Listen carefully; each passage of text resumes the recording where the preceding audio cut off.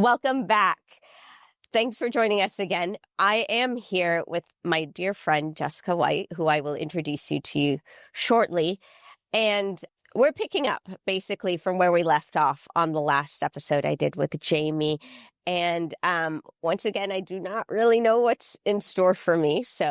But I'm feeling a little more confident after the last time. I will say in advance, if we have to edit this episode a little bit, it's because I am recovering from a terrible cold because I went too hard last week, but I regret nothing. So with that, Jessica, welcome.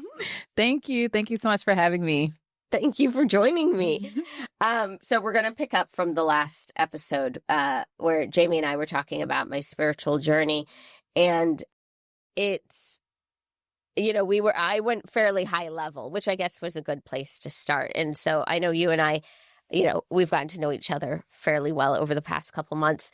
And you and I share a lot in common spiritually, which is why I invited you back to interview me and vice versa, and if we can have a conversation about my journey and spirituality in general.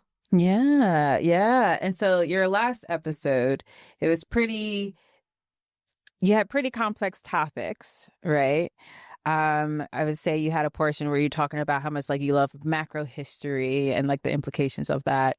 Then there was a segment about how much evil there is in the world, but then how there's good in the world too, there's a 50-50. Then there was a part about how, I guess you could say how the prevalent way how humanity is under patriarchy. So we have those type of topics too. Then you had a part about your Kundalini experience, which I want to dive into. Yes. Yeah, absolutely. Yeah. And then even before we started recording, it's just talking about overall your life in a timeline, right? Because I know bits and pieces, but I wouldn't say I have the whole chronological order of things, right? The history of Padmini around the world. Yeah, which also, goes back into play with your spiritual journey, right? And so I think for myself, I would want to understand your journey from when you were a kid, because you said you were just generally aware of things. Yeah. And how you felt spiritually throughout your life, the different phases of your life, right? Yeah. And the reason why I ask is because there were certain times in my life where I was generally aware of things but doubted myself because of just my environment.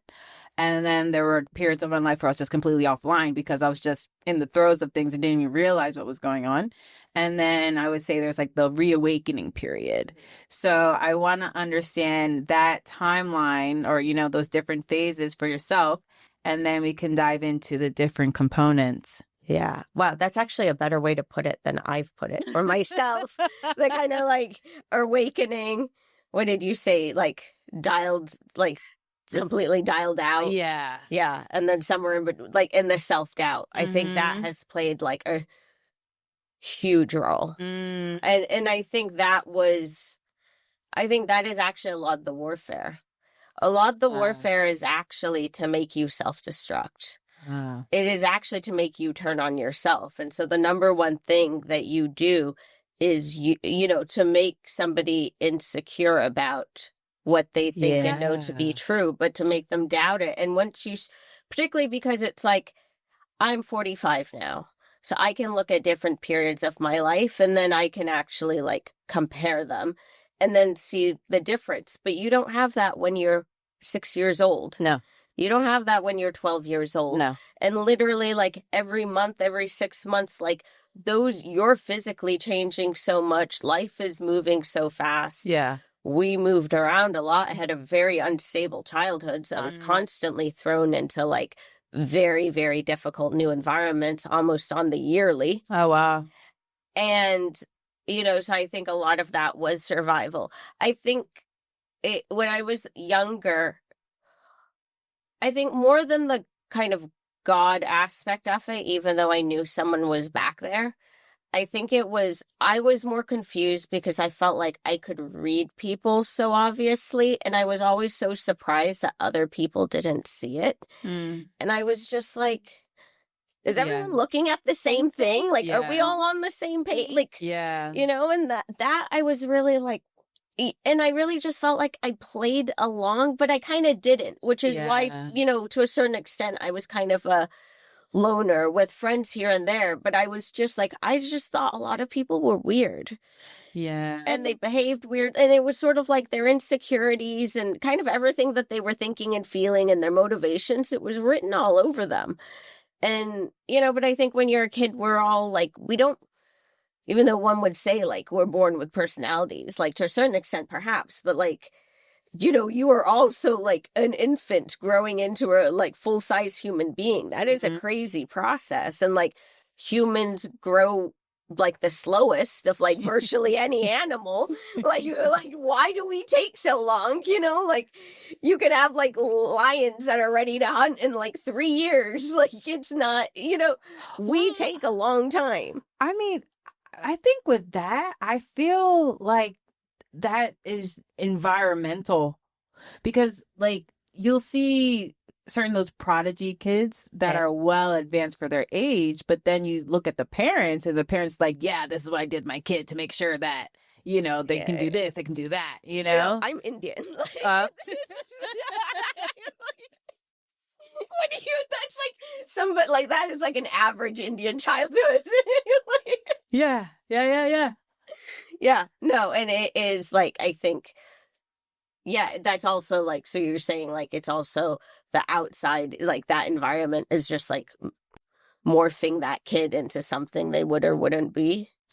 I mean, like like in general, humans they do take a long time to develop, right? Like such a long time. Like you're for like the brain is not fully developed until a human is 25. Yes. Like life expectancy, say life expectancy back in the day, like way back was in the 40s and 50s. Yes. So like it could take over half a lifetime of that human being for their brain to develop before they actually came fully online.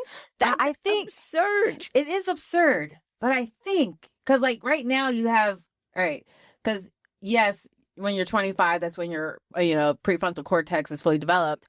However, like I feel like what we see today is a lot of craziness of people just like not being trained properly. No, they're not. They're not being raised properly. That's for damn sure. It's like a bunch of feral. Yeah, because I feel like we could have like even though you may not come online until you're 25 or so. I think there could be a lot more efficiencies before 25. I think that's what I'm like. No, that's like the environment. And we could prevent a lot of damage, a lot of trauma. Exactly. If some of our childhoods had been a touch easier, perhaps we wouldn't have had to struggle as hard as we did. You know? Maybe it didn't have to be as hard. Exactly. But going back to what you're saying about being able to read people, and it was so obvious for you versus like I don't know, maybe a friend or something. Like, would you say that type of intuition? How would you say like I think I'm trying to find the words. How did that morph your like playing to like your decisions like as you were going throughout your life? I think it was the thing is life like I don't know if I can say like every decision. I think overall I would say maybe not by decision. There were some crucial decisions like the job I chose to take in Singapore. I had 2 job offers and the other job offer was actually a bigger job. It was definitely more high profile. Like but I went with the bigger company and the kind of in the background role, but I was really, I could have fast tracked my profile and like really like held a P&L pretty quickly. And I chose to do more corporate strategy and M&A and stuff and whatever. That's very technical, but like that ended up being an amazing choice because the other company actually went under within like 6 months. Like Google basically like knocked their legs out from under them. It was like it was an ad tech company. Okay. And that was a decision that like on the outside, I think everyone would have thought I would have taken the other job. Mm-hmm. And I would have, and I really waited out, but something kept telling me, no, like take take this job. It's the better job for you long run. And it really did it was a crucial job, and not only like establishing me in Singapore, but like intellectually, like there were times where it lulled, but it was a good job. But I'd say like overall, I've basically been able to keep myself safe. And I think I have come across a lot of people who are lions in sheep's clothing, or wolves in sheep's clothing, isn't it right? And somehow I have been able to navigate that and still take care of myself and land on my feet. And there haven't been any like massive consequences that could have happened. I think with men, even the boyfriends who were great, like I knew they weren't it. And, and that has, at 45, like I'm single, but actually like I'm cool with that, because like the alternative of me just getting wrapped up in one of those relationships and taking it too seriously, taking that man too seriously, and then just sort of like playing it out because I could, I think would have had like much bigger consequences. And I think that always was somehow I always like navigated those and navigated my way out. Not having children, I knew that early. Early. I was just like, nope, that's a trap. And it was like, no, nope. Oh my gosh. It's a trap. And I knew that like when I was young. Yeah. And I just knew I knew there was something in store for me. I knew it was going to be later in my life. But I knew if like I had kids, I wasn't going to get there for like whatever reason. It wasn't like, and I'm the cool aunt. Like, I'm the dope aunt, right? Like, I give, like, jewelry as presents, and we go on, like, fly vacations. Like, I'm not, like, school runs, like, lunches, like, doctor's appointments. Like, But, I think those were, like, big decisions that I somehow maneuvered. Yeah, no, that's a good point. That's a good point, because, like, it reminds me of, a time early out, like, college years. Like, I was dating a guy, and I always knew, like, you're not it. I don't know why I'm saying it, but you're not it, Totally. And with that knowing, like, you're not it, saved me, a lifetime of potential pain. Yep. Yep. And so a question I have for you is, how, like, when did it, like, at what point were you like, okay, I'm never going to doubt myself anymore. Like, I'm going to like listen. Last week. Last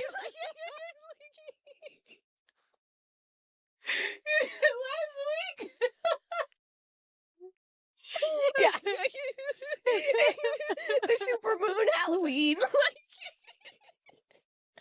Why until last week? Why did it take so long? So hard. Oh no. Excuse me. That is not a sexy cough.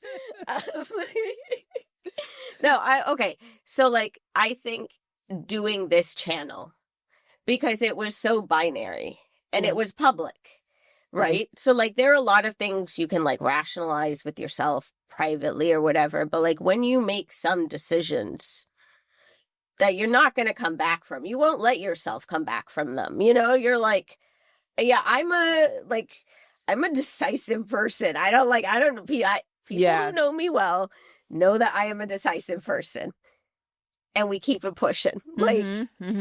So I think so this was like almost a year ago. Oh, maybe like, I have to check the date. Maybe it was like literally a year ago. But like, when I decided to do this, I think like I had been the years prior, I was really forged in the fire. And who I am now compared to who I was a year ago is still a very, very, very, very, very different woman. Like who I was a month ago is a different woman. Yeah, exactly. So but that was a intersection, and I had the idea for it, months prior, and I had been in the midst of like the worst spiritual warfare I have ever been through. And I mean, really, it was me and like all my gods, but like like the past couple years prior, like I have been working with different gods. I've been receiving different messages. I have been like, so when I decided to do this, it was because I didn't like, this wasn't, I never thought I was going to be on YouTube. That's not in my CV. You don't go to LinkedIn and be like, yeah, that makes sense. Like, no. And I think like once I did it and and it's still evolving. I'm evolving, it's evolving. Right. But that was what I think that had to kind of be a place where I was just like, I'm going to do this and we're going to see where it goes. And so I think at that point, and so the past year, I have actually been a lot more grounded in my intuition. Like, and my abilities have been getting stronger. I've been getting upgrades, but like the past year, like I have like held pretty firm. Would you say the spiritual warfare that you underwent, would you say, because like now I want to tie together how you define spiritual warfare earlier with of self-doubt. Yeah. That's right? What, like, yeah. Yeah. So like the spiritual warfare you were in, like, was it just a lot of people you were with No, it wasn't. It came from one particular person. It started, I'm really saying it. It started in LA. Someone I met early on in LA, who I suspected it was almost like he was trying to hide his energy behind mine. Like he was intentionally hiding his energy. And, there was just never enough information. The answers were always too vague and my intuition had basically suspected that he was involved with a lot more. LA is the epicenter of darkness in this country, as far as like cults and secret societies and black magic. And it continued from there. And so it's like with coming out of the spiritual warfare and coming out of those, like, it was just basically, would you say he was like masking himself with like your personality, trying to like not emulate it, I would say, but there's a technique where you can he was shutting down his own energy intentionally, that I could read that I was not reading his personality. I knew that whatever was there was not actually him. It was a pantomime. And I never, in that whole time, I knew I never saw his real personality. And he was basically making himself as sort of like, of course he wants to make himself seem, very charitable and generous and, a feminist and this and that, complete bullshit. But no, he was, harvesting energy. A lot of people were. And, I don't think people fully who play in that dark side, I don't think they fully understand spiritual law, in that if you come after somebody and you can't deliver them, that debt needs to be paid. And you will pay that debt. And I think because these groups are inherently full of such narcissistic people. And such greedy people and such opportunistic people and just such nasty, venomous people who will not live in the world outwardly and openly, and have these double lives and these secret networks. And that's how they all move up professionally. And like a lot of these people's careers are not their own. I mean, that makes sense to me. When you see it in politics, you see a lot of weird stuff play out in politics. Exactly. You're like, these people's careers are not their own. And everything from when I met him, everything went wrong. It was like an energetic sabotage. And I was so drained. Like as soon as I got to LA, I was exhausted. I have never been that tired ever. And I was tired the entire time. Interesting. And no, so I think like, and I'm now real intuitively, I knew a certain amount. I think now in hindsight and distance, and obviously from everything I have like been told and downloaded, I wasn't wrong. I just didn't I didn't realize the extent. If I'd realized the extent, but I, to a certain extent, it was just like, I've been through those periods, but that was the biggest fight of my life. Yeah. So like, did you feel yourself like checked out completely spiritually and you're just like in the throe of just this experience with this person? Yeah, to a certain extent, I was very blocked. So, like, my intuition was there, but, like, it was just, like, the energy was off, and I had come in too optimistic. And to a large extent, even though, you know, I burned out in Singapore, Singapore was, like, a super easy, safe place. So to go from Singapore to LA, culturally, like, that is a real, I didn't know America. Like, America changed a lot in 10 years. And I Oh think, like, yeah, it did. I already didn't know, you know what I mean? Like, every part of the country is, It's like, different. absurdly different. Yeah. And, you know, there were just a lot of factors. But, like, when I left and I knew it was time to get out of Dodge, like, I got out, like, you know, like, the writing was on the wall, and I was just like, yep, time to, and I had a very good friend there, who I met there, and she knew it too. She's very tapped in, Mm-hmm. and she's been through a lot of warfare as well, so we could talk openly about it and compare notes, and she was like, get the fuck out. Yeah. But, you know, it was That's actually an interesting concept. No, it's really interesting. It's really interesting because now, like, because like one of the questions I wanted to ask, probably out of selfishness, is like, what made you stay? Because I talk about like the crazy relationship I was in college, like what made me stay forever long. I knew he wasn't it, but what made me stay, Yeah. right? And then thinking back, like homeboy was in the process of like trying to become a Freemason and all that stuff, so I don't even know what's involved with that.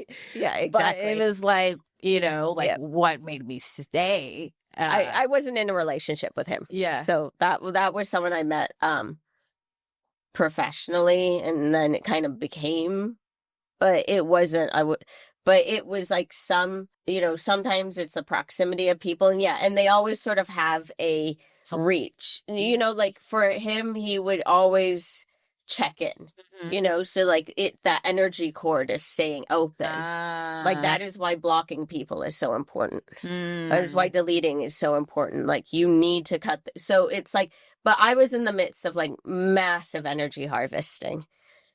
And and it's like when you're so tired and exhausted. Yeah, and there were a lot of people in the background. Yeah. He was not the only one. Yeah. So it's like when you're tired and exhausted, your defenses are down. Until it gets to a point where it's like, this is absolutely enough. I need to get out of here. Yeah. And there was no reason for me to be there anymore. Like there was no reason for me to be there to begin with. Like the thing was an experiment. And and I was like, all right, like this place sucks. Like deuces. Yeah. Very fascinating. Okay. And so how many years ago did you leave LA? Like 2.5. I was actually thinking about this. I'm like, these years blur together. 2.5? Because it was like post-COVID. I know. Everything blurs together from like literally from like 2020 to 2025 is like, I have no idea. Like, no, I'm like, I don't like last week is as far back as like I can go. Like, but I think I left 2.5 years ago, and that was the beginning. Like that would that's what I have. Like, so at the end of it, that's where I really had my spiritual awakening. It was actually in LA. It was actually right at the end. What was that experience like? It involved ayahuasca. So yeah, that was where I found God. I mean, it was not a pleasant experience. Like the last thing, like there was a bucket list of things you never want to have happen. Being dressed down by an enraged Hindu goddess who is done with your bullshit should be at the bottom of that list. It was the worst. I mean, like, I met her. I said, like, but, she dressed me down. But it was really, like, that was rock bottom. But, like, the great thing about rock bottom is, like, you finally found it. So you're done falling. And you get it. When you hit rock bottom, it means you get it. Yeah. And like when that was when I finally, like everything, like an atomic bomb went off in my mind. Yeah. And then I was like, I got it. I got it. And, and I was like, it was apologetic. But I was like, I get it. Yeah. Did you experience any period of grief after that? Like grieving your life? Like All of it. yeah. All of it. It was brutal. Like that was the most horrific, horrendous, humiliating experience of my life. And that, I think for a year after, I was still like so humbled. I was so humbled by the experience. Mm-hmm. And I was already integrating so much of it, but I think it was but the first couple weeks, and it was so dramatic. It was such a movie. Then I was already leaving LA, and I had 2 weeks to go, and I had to pack up my apartment. And, I had a pretty big apartment and a lot of my stuff. And it was weird. It was those months in LA, it just rained nonstop.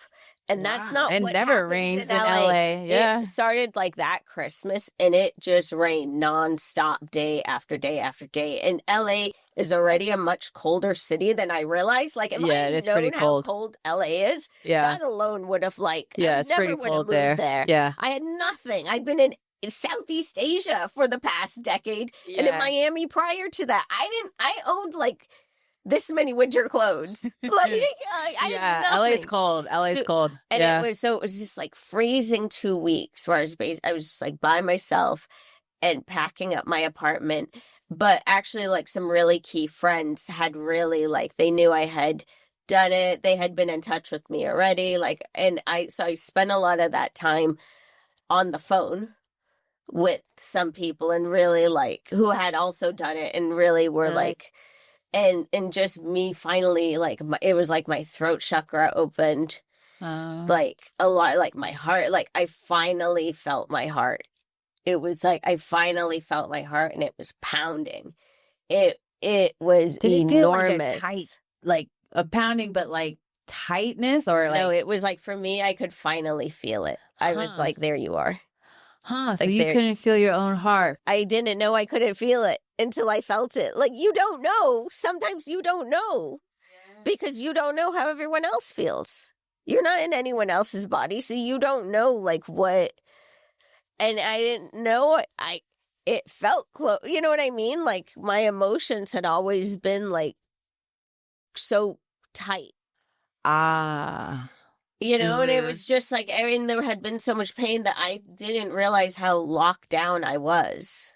Yeah. How shut down I was. And it was at that point I was there. But it was really and I had never really understood the whole inner child thing. Yeah. Until that experience. And then I was not just mortified. I have never been more sorry. I have never been more apologetic to the younger version of me. Then I finally got it, and I was I'm so sorry. I'm so sorry. And I was I will never let you go again. Yeah. And I was you are safe. But it's it doesn't mean anything until it means something to you. Yeah. Until these words that are just thrown around so loosely actually ground themselves in something that and then I understood, and I was oh, and then that was where I really thankfully I understood another layer of protection and boundaries. Yeah. Mm-hmm. Mm-hmm. Yeah. Yeah. Oh, that's beautiful. Well, I'm my mouth is dry. No, that was very beautiful. Thank you for sharing that.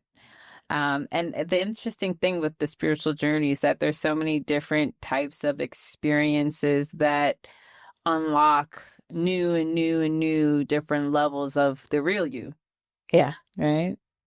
And so then this leads me into my next question, where you had shared you experienced a Kundalini awakening a couple of weeks ago. Yeah, that was fun. That actually was fun. Yeah. It was fun. It was totally fun. For once, it was fun. For once, I wasn't on my knees. Just that was actually fun.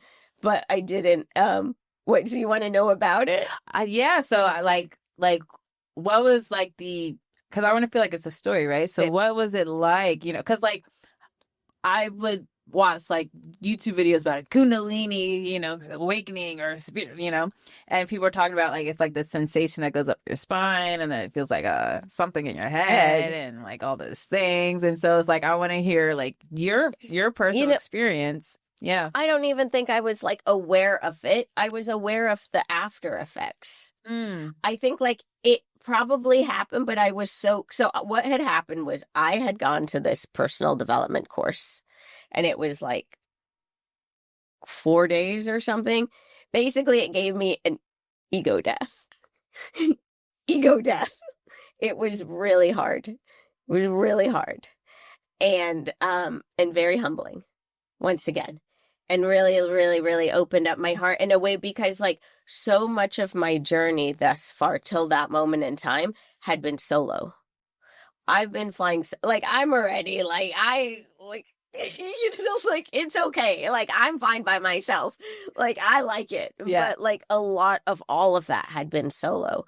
So I had not even been in a room with like 80 people.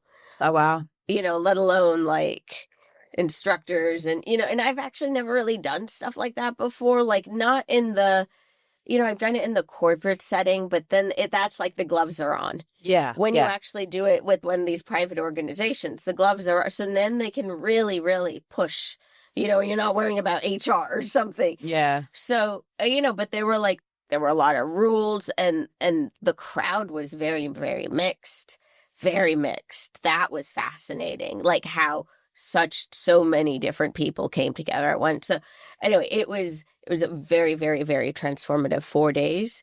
And it was meant to like challenge you, not just with yourself, but really challenge you with people.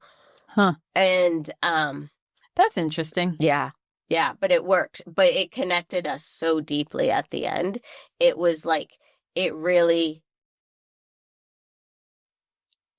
was like it showed you kindness. It showed you what real kindness and empathy is. It showed you that like looking into the eyes of somebody is also looking into the heart and the soul of them, and that like everybody has so much pain.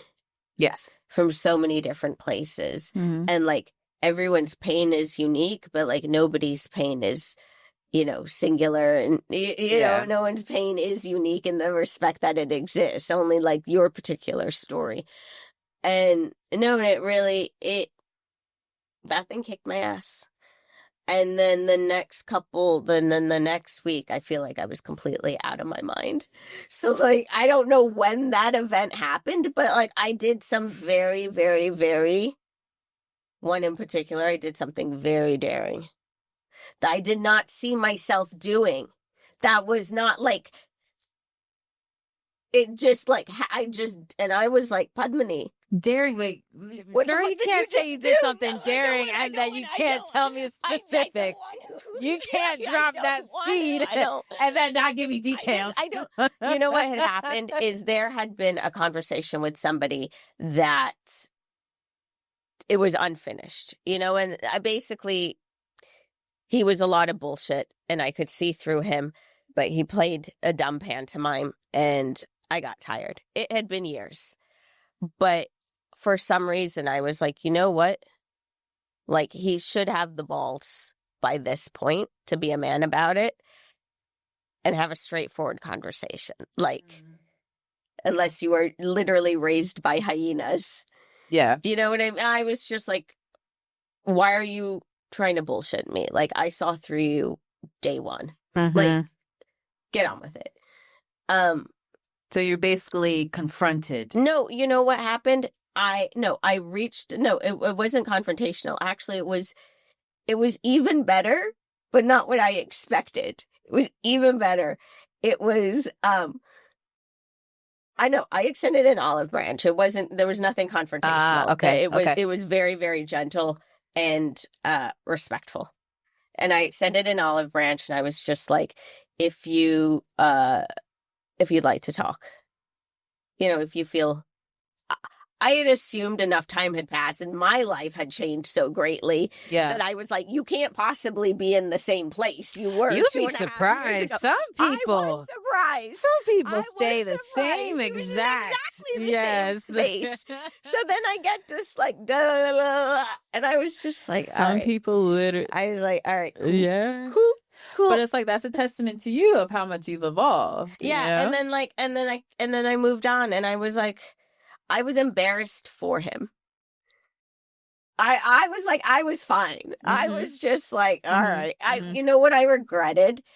I regretted any energy I had given him in the first place because I realized I'm like, oh, you're actually a clown. Yeah. Yeah. Yeah. Yeah. But it's like it's something that we need to learn, I guess. For whatever reason. It actually leads me into like my next question because you're Hindu, right? Or, do you still consider yourself Hindu or like just absolutely okay. no? Okay, like, okay, okay. Like, super Hindu now. Yeah. No, because I eat meat still, but like, aside from that, like, I'm totally down. Yeah, it's a concept about karma. Yes. Karma. So, like, with everything that you've experienced, do you feel like it was some debt that you had to pay back or like from previous lives sorry, keep going. Well, I mean, or maybe how do you define karma? And then how would you say that you saw it play out in your life so far? I actually think what I was paying back was generational debt. I don't think it was mine. I think the karma that I have experienced in this lifetime has been for my actions. And it's not like, there are a couple things I wish, not many, but a couple instances where I wish I would have handled that situation better. Less than one hand. But like they were consequential. And when that karma came around, it was consequential. Mm-hmm. And that was fine. Like, and I took it like an adult. I always knew what it was. Yeah, I feel like there was a lot of generational karma. I feel like it wasn't even karma though. I don't think I was like the generational curses and karma was one thing. I think what I was in training and surviving and being hidden. I think that I was not like I was forged in the fire. Like, absolutely. Like it was hard from day one. And the fact that like I survived, I think is like, a testament to me and them. But I think when not to like dumb it down, but almost like job preparation. But like really, I always knew when I was younger, there was always this voice that I always heard that it was like, just wait, it's your turn is later. Your turn is later.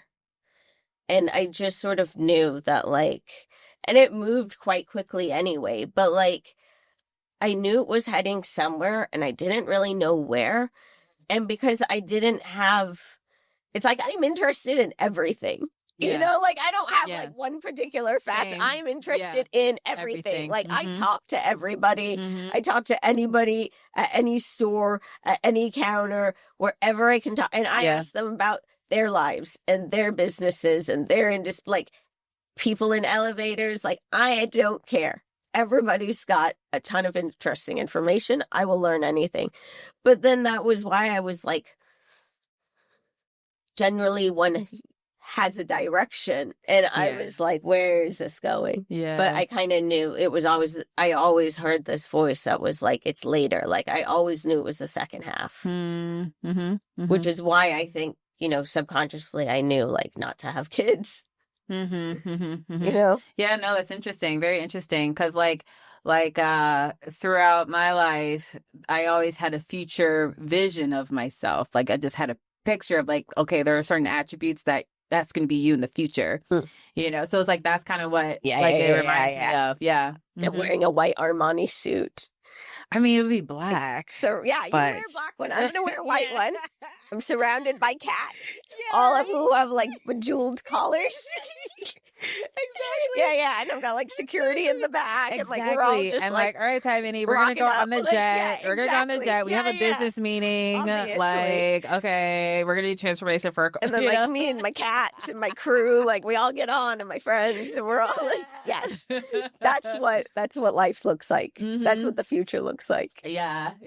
And do you feel like each and every day, like after you had your rock bottom / awakening, and then now you had your kundalini, and or even earlier before we started recording, you were talking about how you finally feel like you have like your direction. Yeah. So like, do you feel now that like, okay, you're like on that path? Yeah. And I'm getting help. And not professionally. It's almost just like incidentally and accidentally, but I know I'm getting help. It's like every time I have a good conversation with somebody, like I kind of have been like flushing out ideas with people, and like, and their perspective is so distinct and they're all so different. And some of it's more intentional, some of it's like you're catching up about something else, and you're talking about stuff. Like I had a spontaneous call 3 days ago. The woman was brilliant. Gave me ideas that like I was like, and we were just like shooting the breeze, and like and then that took me down a road, and then I talked to somebody else, and so it's like, and then I met someone was super interesting last night, and and so it's like it's like I feel like I'm developing stuff internally, and then I'm kind of flushing it out and like kicking the tires with different people and kind of like validating the idea, and and also just like seeing how like my heart has jumped when I have like certain things, and like my heart has just like when I get those reactions, and my heart is like, yes, like let's do that. Yeah. So that's like your mind, body, heart connection. Yeah. And then I'm like, all right, okay, cool. Like that was a good idea. And so I think like, it can't all be yourself. Like your life is no man is an island. Who's that movie with Robin Williams? Oh, I don't think it's. Was it Robin Williams? I don't know, girl. It's an old movie, like 80s now movie. I have to watch it. Yeah. Brilliant.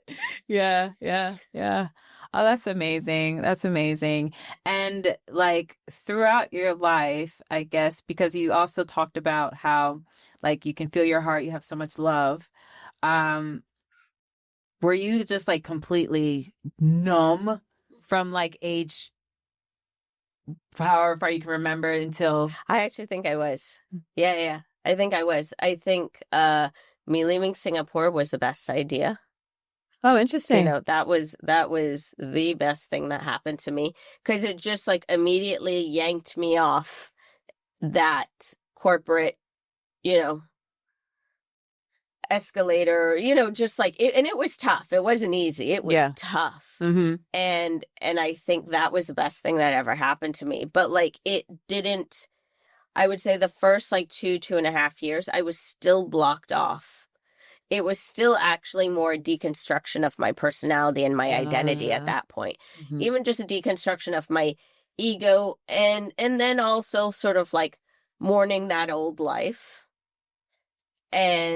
but knowing that I didn't really want it. And then realizing the beautiful part is like, when you're in Singapore and you're on like employment passes, you can only take like 20 days in between jobs before you need to have another employee, So like there was no break for like 10 years.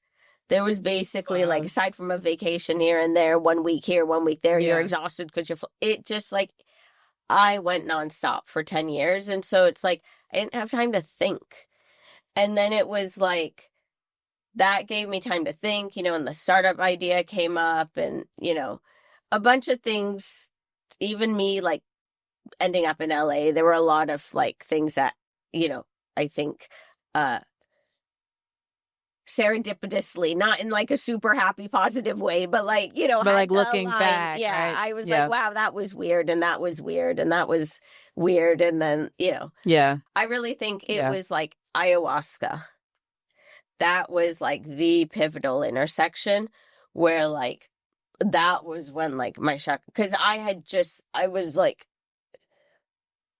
I was just so beaten down, and it was like ayahuasca just like set me on fire. Mm-hmm. And I mean, it was like humbling and horrific. And like, if someone's like, do you want to do it, anytime, like, again in this lifetime, I'd probably say no. Like, but that was where then like my chakras opened up. And then like my powers, which I knew I had been there, but like it was still a tough road ahead. Yeah. It wasn't like it was a party. It was not.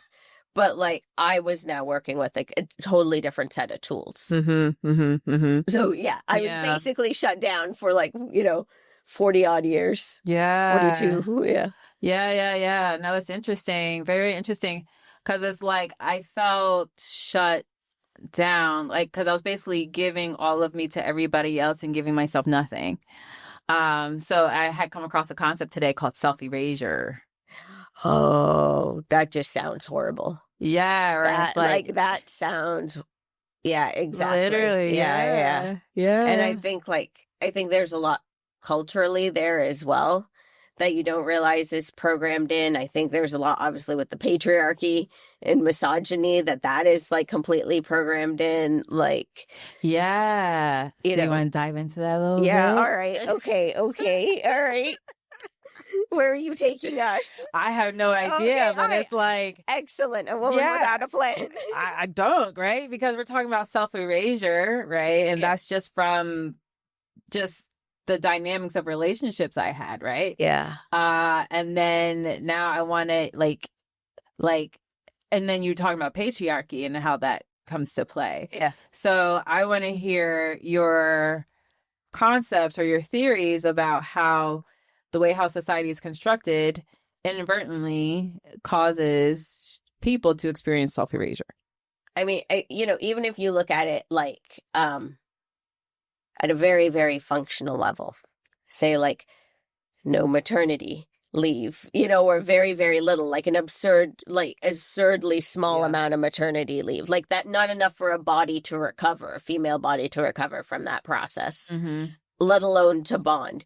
Then it's like, so you have like the lack of time, how expensive everything is, so that you need dual income households.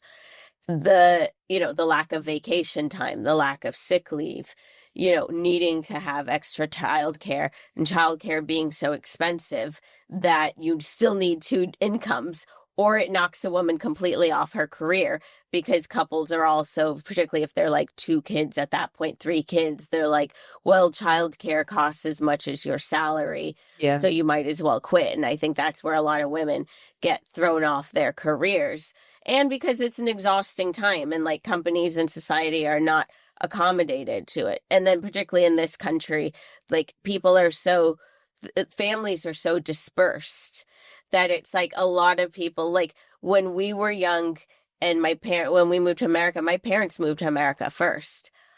We stayed behind with my grandmother and my aunts for years before we joined them, because my parents were starting from scratch, in a new country.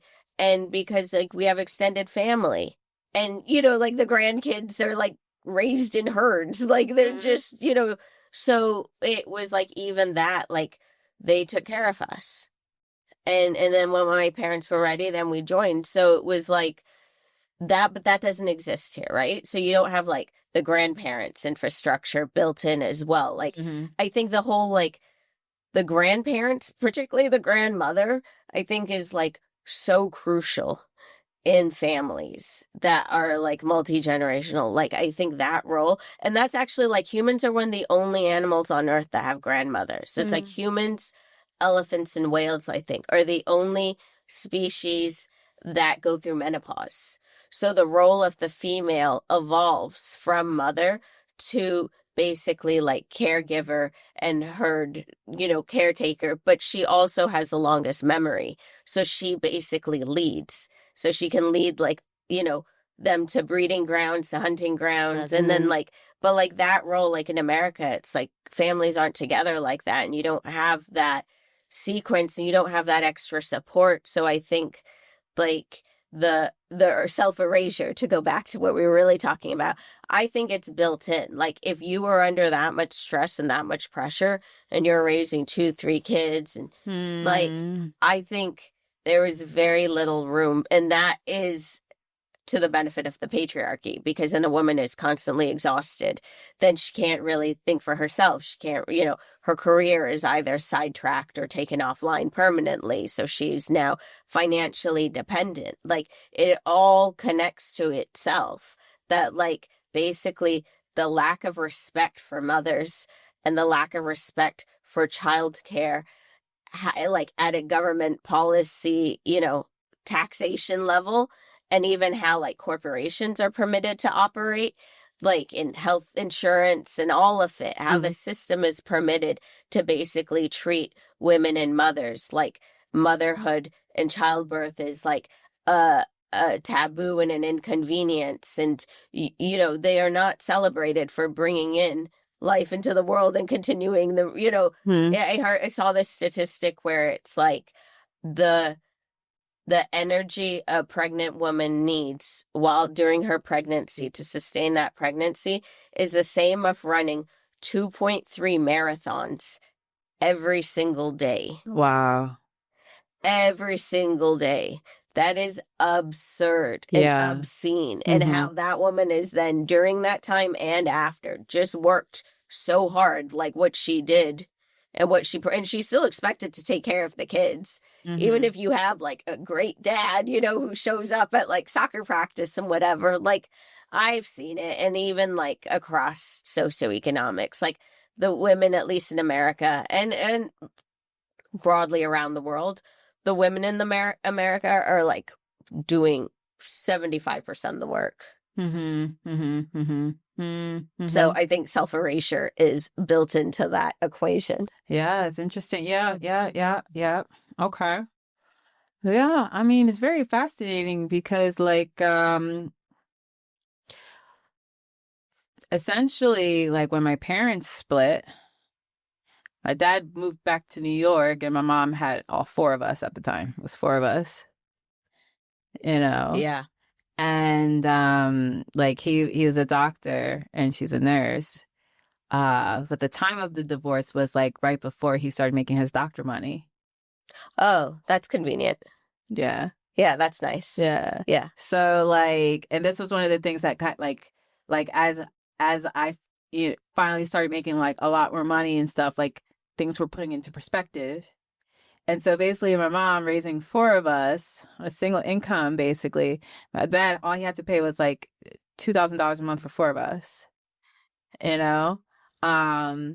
so like my mom, she would be working all the time. And she never got time off to recover from the divorce either, Yeah. Or anything. Yeah. And then then at one point my grandfather was living with us too. So at one point there was like 8 to 9 people in my house at a certain point while my dad was living his best life in New York, because he didn't have any responsibilities really. And so my mom did experience like self-erasure. Like even if I was to have a conversation with her, like, what do you like to do? I don't know. Yeah. But yeah, there was no support, to your point. And then since I'm her daughter, right? It's like she did the best she could, right? But she was like extended to everybody. Yeah. And then seeing how much she like doesn't take care of herself, and I'm like, okay, I'll take care of what you can and no stuff. But like, think about it. And all we can do is empathize, because like neither of us have ever imagined being under that much pressure, that you have like 5-7 people all depending on you. And that ship goes down real fast, like within weeks. That I can't imagine what that kind of fear is like. And knowing that like these lives are in your hands. And also like, I also don't understand, like you hear so many men like this, like at a biological level, I do not understand the way human men behave against their children. It's like the interesting thing though too, because like you look at how just moms treat their sons though, and the sons are usually treated much better than the daughters. So you have the patriarchy, but then you also have internalized patriarchy. Sure, yeah. I mean, like it's like if they are so defeated, then it's like they will never, and so exhausted and so beaten down and just like in this period of crisis that like then you don't have time to think. And also like we can't even appreciate her generation and like how pre-programmed like this matrix has been deconstructing very, very, very fast. Like we are in the middle of a very, very big, you know, epiphany globally, you know, in the collective consciousness about, but like I think, you know, and just the lack of choices, like we fail to realize that like we had so many more choices. Yeah, actually, you know, you have a really good point. You have a really good point. Like, I think a couple months ago, I was at a networking event and talking to ladies who were, you know, in their 50s, 60s, maybe. They were older ladies. And they were talking about like, oh my God, yeah, your generation is so entrepreneurial, all these things. They're so happy for us. Yeah. They are our biggest fans. Yeah. And like, they were like, yeah, like for us, it was like, you know, our aspirations were just to get a job. Yeah. You know? Yeah. And you were lucky. And so, of course, you stayed there forever. Yeah. And I'm like, oh, fascinating. You know, and I feel like now it's like, I saw it happening for me actually last night. So I met these two Indian young women, both went to Stanford, you know, computer engineers, 26, like 25, 26. They've had this brilliant startup for like 2-3 years. They raised like, they raised like very, very, very real money. And I was looking at them and I was like, fuck, like when we were your age. Yeah, we were on some bullshit. Yeah, seriously. So I think, and even that jump, like those women that you're talking about, you know, they're like 15, 20 years old or whatever. But and in reverse, I'm looking at these girls and I'm like, damn, why didn't I have that much wisdom? You know, and like, but they're just like, they're so young, but they're like, just so comfortable in their own skin. They're so confident. Like they're brilliant. They're humble. And they're just like some deep conversations with 25-year-olds, you know? I'm like, are you sure you're not older? I have been schooled like by like 23-year-olds who have like I am very impressed with the 20-year-olds. Yes. No, these women, I'm like, you're amazing. Like can I come work for you? Like can we be friends? Can you be my mentor? Yeah, I'm still growing up, but you're an adult. I'm not. I'm like, you make more money than me. Yeah, right. Can you adopt me? Like, please. I'm still developing my prefrontal cortex. I should have a band. Like, I think I do have some mentors who are in their 20s. But like... Oh my gosh. Okay. I think we have just been warned. We were warned earlier that time was running out. Oh, okay. Yeah. So I think on that note, before I hit a coughing fit as well, I think we can end there. Yeah. Yeah, it's great because we talked about all the topics I had summarized in the beginning of the podcast. Such a good memory. So it's great. Touched on everything. All right. I told you I wasn't going to make you laugh so much. My bad. No. It's fine. It's fine. And I'm impressed you did it all off memory. Yeah, girl. I know. You're brilliant. I know. Well, with that, thank you very much for joining me and us again. And thank you very much, Jessica. This is dope. This was awesome. This was a lot of fun. We have to do it again. Yeah, we will. We definitely will. Okay, cool. Thanks so much. See you later.